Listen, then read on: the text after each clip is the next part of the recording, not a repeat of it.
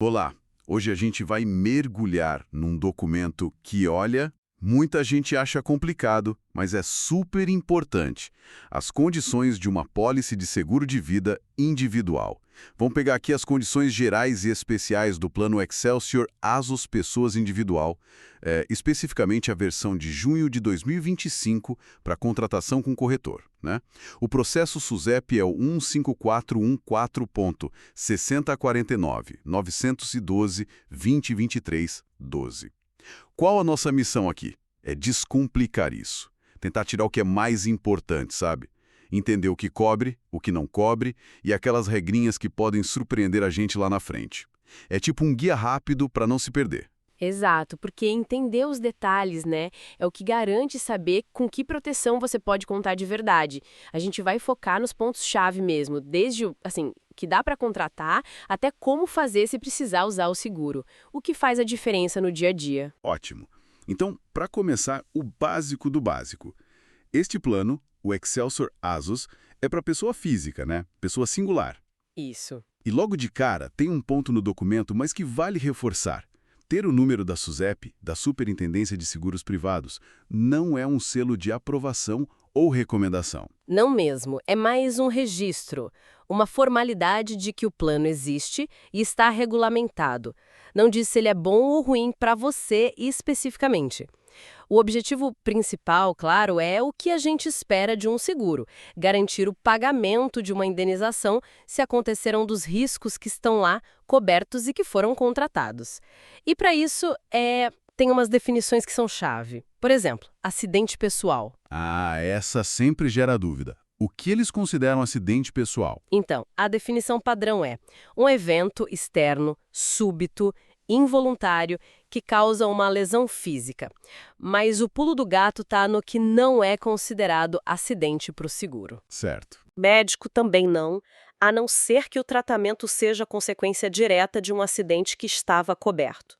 E um ponto super atual: Ler Dort, as lesões por esforço repetitivo, não entram como acidente pessoal. Entendido, essa distinção acidente versus doença é clássica mesmo. E que outros termos, assim, básicos a gente precisa ter em mente? Bom, tem a apólice, que é o contrato em si, o papel, o capital segurado, que é o valor máximo que a seguradora paga para cada cobertura, a carência, aquele período inicial logo que contrata, que para algumas coisas não dá direito à indenização ainda. Tipo, o suicídio nos primeiros anos, né? Ou algumas doenças, né? Exatamente.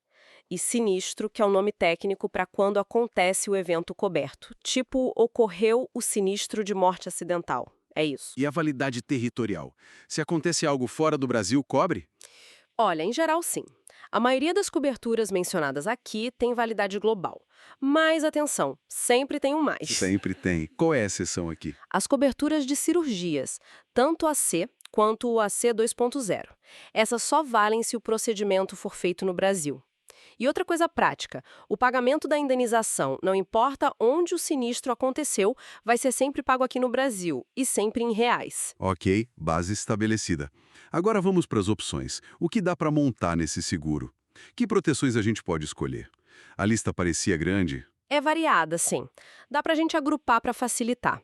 Tem as coberturas mais ligadas a falecimento, morte que cobre qualquer causa e a morte acidental que paga um valor adicional se a morte for por acidente. Certo, morte e morte acidental. E para invalidez? Aí tem um leque bom também, tem a invalidez permanente total por acidente majorada, a IPTA majorada, que pode ser, digamos, turbinada com a IPTA majorada estendida, e tem a invalidez permanente total, a IPT, que aí cobre invalidez tanto por doença quanto por acidente. Além dessas que são mais tradicionais, que outras proteções tem? Aquelas que a gente pode usar em vida, né? Exato, os chamados benefícios em vida. Tem várias opções para doenças graves, que a gente pode até detalhar mais depois, porque tem níveis diferentes, DG10, DG13, DG30. Ah, interessante. Tem diária por internação hospitalar, a DIA. Tem a renda por incapacidade temporária, RIT, que é aquela ajuda se a pessoa precisa se afastar do trabalho por doença ou acidente. Tem as coberturas de cirurgia, que a gente já falou, e ainda a assistência funeral, que pode ser individual ou familiar. Bastante opção. Mas imagino que não dê para sair escolhendo tudo de qualquer jeito. Tem regra para combinar isso. Tem algumas regras, sim. Por exemplo, aquela IPTA majorada estendida, que é um extra, só dá para contratar se você já tiver a IPTA majorada a principal. Faz sentido, né? É uma extensão. Sim, um complemento. Outra regra: para ter assistência funeral, seja individual ou familiar, precisa contratar pelo menos uma das outras coberturas principais, tipo morte, invalidez, doenças graves. Não dá para ter só o funeral isolado. Entendi. Agora, tirando essas combinações obrigatórias, as outras coberturas, em teoria, podem ser contratadas sozinhas. Isso dá uma flexibilidade para a pessoa montar um pacote mais, assim, focado no que ela realmente precisa. Certo. Tão importante quanto saber o que pode cobrir é saber o que nunca cobre, né? Aqueles riscos excluídos gerais, que valem para tudo. Quais são os pontos aí que a gente precisa ficar mais de olho? Olha, a lista nas condições gerais costuma ser extensa, mas tem uns que se destacam. O primeiro, talvez o mais crítico de todos: doenças ou lesões que a pessoa já tinha, sabia que tinha, antes de contratar o seguro, mas não contou na proposta. Isso volta naquela questão da Declaração Pessoal de Saúde, a DPS, né? A honestidade ali é a chave. Totalmente. Omitir uma doença pré-existente conhecida é, assim, a receita para ter o pagamento negado lá na frente, mesmo pagando o seguro direitinho. Outra exclusão clássica: suicídio ou a tentativa nos primeiros 2 anos de contrato. Ou se aumentar o capital, conta 2 anos de novo para aquele aumento.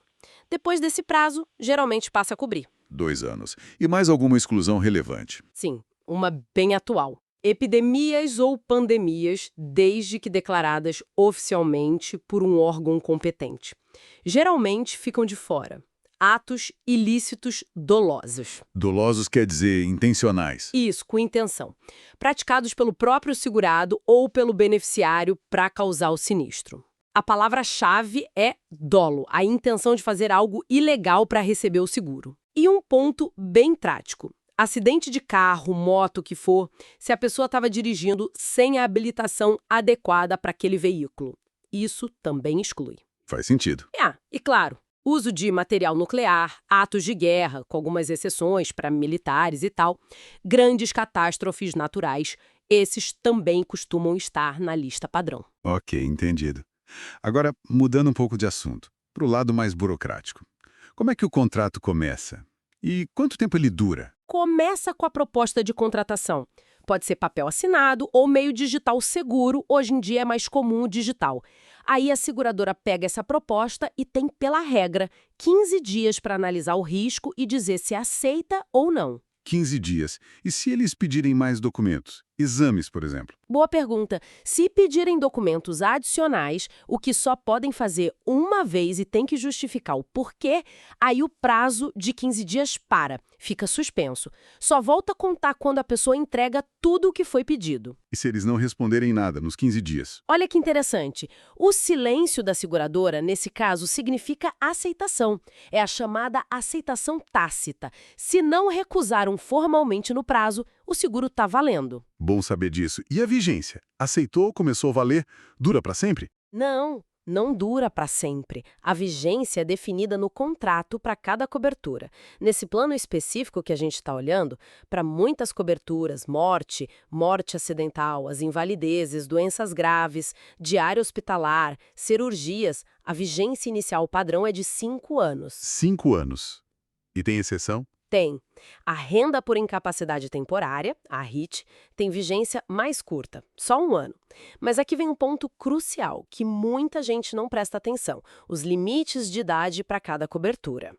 Isso é importante mesmo. Quais são os limites nesse plano? Para as coberturas de doenças graves, DG, e invalidez por doença, IPT, o contrato diz que elas acabam, deixam de valer, quando o segurado faz 75 anos. Para diária hospitalar, DIH, renda por incapacidade RIT e as cirurgias C e C2.0, o limite é ainda mais baixo, 70 anos. Nossa, então, mesmo que a pessoa continue pagando o seguro como um todo, essas coberturas específicas simplesmente deixam de existir quando ela atinge essa idade. Exatamente, é um ponto de atenção enorme na hora de contratar e ao longo do tempo. E a renovação? Depois desses 5 anos ou 1 ano iniciais, como funciona? Renova automático? Pode renovar automaticamente uma vez, só uma. Depois dessa primeira renovação automática, as próximas renovações precisam de consentimento expresso, ou seja, Tanto o segurado quanto a seguradora precisam concordar em continuar. Não é garantido que renove para sempre. E sobre o pagamento, o prêmio, a primeira parcela é regra dura. Não pagou, a proposta nem vinga, é cancelada. Para as parcelas seguintes, tem uma tolerância. Se o pagamento atrasar, a pessoa tem até 60 dias depois do vencimento para regularizar. Passou disso sem pagar, aí sim a pólice é cancelada. 60 dias de tolerância. Bom, falando em dinheiro, o capital segurado, que é o valor a receber, ele fica o mesmo para sempre? Não, ele é atualizado. Mas o prêmio, o que a gente paga, também é atualizado. E de duas formas que se somam. Duas formas. Quais são? A primeira é a atualização monetária anual. Tanto o capital segurado quanto o prêmio são corrigidos pela inflação usando o IPCA, que é o índice oficial do IBGE. A ideia é manter o valor real do benefício e do custo. Ok, correção pela inflação. Faz sentido. E a segunda forma de aumento do prêmio? É o reajuste por mudança de idade. Todo ano, na data de aniversário do contrato, o prêmio é recalculado com base na nova idade do segurado. Ah, o famoso reajuste por faixa etária. Exatamente. Como o risco de acontecer alguma coisa coberta, tipo morte, doença grave, invalidez por doença grave, geralmente aumenta com a idade, o preço do seguro acompanha. As tabelas que mostram quanto aumenta para cada idade estão lá nas condições específicas de cada cobertura. E isso, com o tempo, pode fazer o seguro ficar bem mais caro. Então, para a maioria das coberturas, o preço sobe pela inflação e por causa da idade. Tem alguma cobertura que escapa desse reajuste por idade? Olha, curiosamente, parece que sim. Dando uma olhada nas condições específicas aqui, as coberturas de morte acidental, MAC, e as de invalidez por acidente majorada, IPETA e estendida, indicam que não tem esse reajuste por mudança de idade. Sério? Que interessante! Pois é, o prêmio delas só atualizaria pela inflação, IPCA. Isso pode fazer com que, comparativamente, elas fiquem mais em conta ao longo dos anos em relação às outras que têm o duplo reajuste. Muito bom saber essa diferença. Agora, vamos para o momento que ninguém quer, mas que pode acontecer. O sinistro. Ocorreu um evento coberto. Como é que faz para acionar o seguro? O primeiro passo fundamental é avisar a seguradora, o mais rápido possível. Depois vem a parte que, às vezes, dá um trabalho. Juntar e entregar toda a documentação que eles pedem para comprovar o que aconteceu. E essa lista de documentos deve variar bastante, né? Muito. Para morte, vão pedir certidão de óbito, documentos dos beneficiários. Para invalidez, aí entram laudos médicos bem detalhados, exames. Para doenças graves, relatórios médicos e exames que confirmem o diagnóstico específico da doença coberta. Cada cobertura tem sua lista lá nas condições especiais. É importante checar isso antes. E quem paga para conseguir esses documentos todos? Laudos, exames, certidões. Normalmente, quem paga é o próprio segurado ou o beneficiário que está pedindo a indenização. A seguradora geralmente cobre os custos das análises que ela mesma resolve fazer, tipo uma perícia própria. Ok. Entreguei tudo, a papelada está completa. Quanto tempo eles têm para pagar? A regra geral, por lei, é 30 dias, contados a partir do dia em que eles receberam o último documento solicitado. Você frisou o último documento. Imagino que aí more o perigo do atraso. Exatamente. Se a seguradora acha que precisa de mais alguma coisa, tiver uma dúvida justificada e pedir mais documentos, então eles podem fazer isso. Aquele prazo de 30 dias para de contar. Fica suspenso. Ah, Só volta a contar quando a pessoa entrega o que faltava. Por isso é tão importante tentar mandar tudo certo e completo de primeira. Se a seguradora atrasar o pagamento depois de ter tudo em mãos e o prazo ter estourado, aí sim ela tem que pagar o valor corrigido pela inflação, IPCA, e mais juros de mora. e se tiver briga sobre avaliação médica? Tipo, a pessoa acha que está inválida e a seguradora discorda. Existe um mecanismo para isso. Pode ser formada uma junta médica, um médico indicado pelo segurado, um pela seguradora, e os dois escolhem um terceiro para desempatar. A decisão dessa junta costuma resolver a questão médica. Entendido o processo do sinistro. E fora não pagar ou chegar no fim da vigência ou no limite de idade, tem outras formas do seguro acabar? Ou da pessoa perder o direito de receber? Tem sim. O próprio segurado pode pedir para cancelar quando quiser. A seguradora também pode cancelar se comprovar fraude ou dolo por parte do segurado ou por causa daquelas declarações erradas que a gente já falou. Certo. E coberturas específicas também podem acabar sozinhas se o limite de pagamento for atingido. Por exemplo, se a pessoa recebe 100% do capital de invalidez total ou de doenças graves, aquela cobertura específica se encerra ali. Ou se chegar no limite de idade, né? Os 70, 75 anos que a gente viu. Se uma cobertura acaba, o seguro como um todo só termina se ela era a única que a pessoa tinha contratado. Mas talvez o ponto mais delicado seja a cláusula de perda de direito. Quando a pessoa perde o direito à indenização, mesmo tendo pago tudo em dia. E quando isso acontece? Basicamente, em duas situações principais. Se o segurado agravar intencionalmente o risco, quer dizer, fizer algo de propósito, sabendo que aumenta muito a chance de acontecer o sinistro, e a outra, voltando ao tema, se fizer declarações falsas ou omitir informações importantes de má-fé comprovada. A tal da má-fé, de novo. A seguradora tem que provar que a pessoa mentiu de propósito sabendo que era relevante. Exatamente, não basta a informação estar errada, tem que provar a intenção de enganar. É um ônus da seguradora. E se a informação estava errada, mas foi sem querer, por esquecimento ou a pessoa nem sabia direito, boa fé no caso. Aí a coisa muda. Se a informação errada foi dada sem má-fé, a consequência é diferente e depende se o sinistro já aconteceu ou não. Se ainda não aconteceu, a seguradora tem duas opções: ou cancela o seguro, devolvendo uma parte do prêmio já pago, ou recalcula e propõe um ajuste. Ou aumenta o prêmio para ficar compatível com o risco real, ou diminui o valor da cobertura. E se o sinistro já aconteceu quando descobrem a informação errada dada sem má-fé? Aí a seguradora pode fazer o seguinte: calcula quanto prêmio a mais a pessoa deveria ter pago se tivesse informado corretamente desde o início. Essa diferença pode ser descontada da indenização a ser paga. Em casos mais graves, dependendo do impacto da omissão, mesmo sem má-fé, a seguradora ainda poderia negar a indenização proporcionalmente ou até cancelar o seguro. Mas não é a perda total automática como na má-fé. É uma diferença bem importante. Crucial mesmo. E só para fechar esse ponto, tem também a prescrição. Existe um prazo legal para reclamar o seguro, não dá para esperar para sempre. Para beneficiar em caso de morte, geralmente é maior, mas para outros casos, como invalidez ou doença, o prazo para o próprio segurado reclamar é mais curto. Tem que ficar atento a isso. Excelente essa distinção entre má-fé e boa-fé e as consequências. Agora vamos dar um zoom numa cobertura que chama muita atenção: doenças graves. Você mencionou as versões DG10, DG13 e DG30. O que muda entre elas? O básico é igual. A ideia é pagar um dinheiro, o capital segurado daquela cobertura, se a pessoa tiver o diagnóstico definitivo de uma das doenças que estão na lista do contrato. E tem um período de carência inicial, né? Geralmente 60 dias aqui nesse plano. A diferença é mesmo o cardápio de doenças. O cardápio. Como assim? A lista. A DG10 cobre umas 10 doenças, geralmente as mais conhecidas: câncer, AVC, infarto. A DG13 pega essas 10 e adiciona mais umas 3. E a DG30 é a mais completa, com uma lista bem maior, incluindo mais doenças e, às vezes, até procedimentos médicos grandes, tipo transplantes ou cirurgias cardíacas específicas. O preço, claro, acompanha a amplitude da cobertura. Entendi. Quanto mais doenças na lista, mais cara a cobertura. E o pagamento? Recebeu o diagnóstico? Recebe 100% do valor contratado para DG e pronto. Não necessariamente 100% de uma vez. E aqui tem um detalhe bem interessante, principalmente para câncer, que está em todas as versões, DG10, 13 e 30.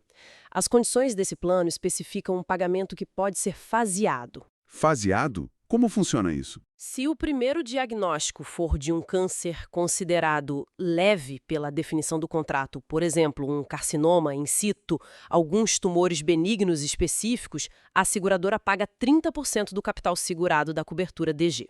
Só 30%. Inicialmente, sim. Aí, se esse câncer evoluir e atingir um estágio classificado como moderado, eles pagam mais 50% do capital. E se, infelizmente, evoluir para grave, pagam o restante, completando os 100%. Entendi. E se o primeiro diagnóstico já for de um câncer grave? Ou se for outra doença da lista, tipo um AVC? Se o primeiro diagnóstico já for grave, ou se for outra doença coberta que não tem essa regra de faseamento, como infarto, AVC, Alzheimer, dependendo do que estiver na lista da DG contratada, Aí o pagamento costuma ser de 100% do capital da DG de uma só vez. Agora, 2 pontos super importantes sobre esse pagamento, faseado ou não. Primeiro, o capital segurado da DG não se restabelece depois de um pagamento. Se você recebeu 30% por um câncer leve, o máximo que ainda pode receber para essa cobertura DG no futuro, seja pela evolução do câncer ou por outra doença coberta, é os 70% restantes. O capital vai sendo consumido. Certo, não volta a zero. E o segundo ponto que pega muita gente de surpresa, mesmo depois de receber um pagamento parcial, os 30% ou 50% do câncer, por exemplo, o prêmio mensal da cobertura DG continua sendo cobrado integralmente. Você continua pagando o valor cheio daquela cobertura, mês a mês, até que ou você receba 100% do capital total, ou a cobertura termine por idade ou outro motivo. Nossa, essa parte do prêmio continuar integral mesmo depois de usar uma parte é inesperada. E quando essa cobertura de doenças graves acaba? Ela termina se você receber 100% do capital segurado dela, ou, sem falta, quando o segurado completa 75 anos de idade, como a gente já tinha comentado. E, claro, é super importante ler a lista de exclusões específicas da cobertura DG. Cada seguro tem a sua. Exclusões específicas para DG. Tipo o quê? Por exemplo, é comum excluírem certos tipos de câncer de pele que são menos agressivos, ou demências que não sejam especificamente Alzheimer. Condições consideradas pré-malignas também podem estar fora. Tem que ler a definição exata de cada doença coberta e o que está listado como não coberto naquela cláusula específica. Os detalhes ali são tudo. Ufa, realmente, são muitos detalhes. Olhando para tudo isso que a gente conversou, fica bem claro, né? Seguro de vida é um contrato denso. Ele oferece uma proteção financeira que pode ser vital, mas conhecer as regras do jogo é fundamental. Sem dúvida nenhuma. O que está dentro, o que está fora, os prazos de carência, como o dinheiro é corrigido, como o preço sobe, como tem que fazer para pedir indenização, cada pedacinho importa. Ler as condições gerais, ok, mas principalmente as condições especiais das coberturas que você escolheu. Nossa, não é só bom fazer, é essencial. É o único jeito de garantir que o que você espera receber é o que o contrato realmente oferece. E volto a bater na tecla, a declaração de saúde, a honestidade e a precisão ali na hora de contratar.